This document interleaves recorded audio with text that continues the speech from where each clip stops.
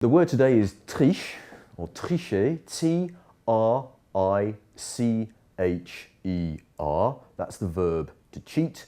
And the word I'm going to talk about is triche, or tricheur, tricher, to cheat. Well, the way we're going to talk about it today is by looking at this front page, this front cover of a French magazine from 1994. And as you can see, I'll bring it over because it's a little bit distant for you. This is Jacques Chirac, the former president of France. But this photograph was taken before he was president. It's from 1994, and it's actually an article. You can just about make out the title here, La France qui triche.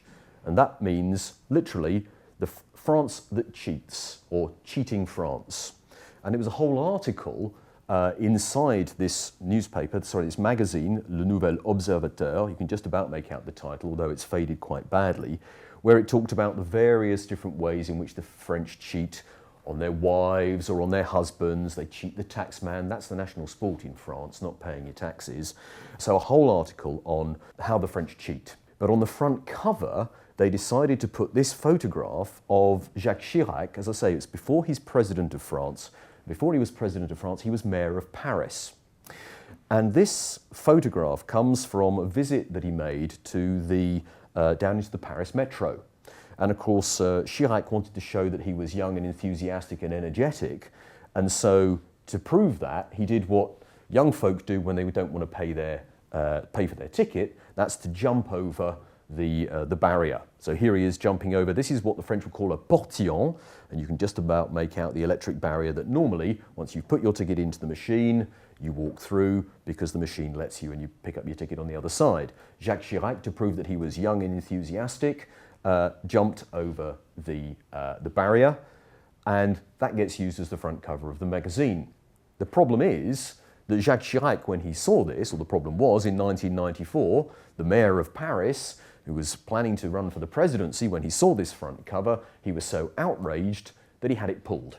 And so every single copy of the Nouvel Observateur, which had this photograph on the front cover, was pulped, except for a handful, and I am the proud owner of one of these front covers from the Nouvel Obs from 1994. And that's the word triche, cheat, tricher, to cheat, or tricheur.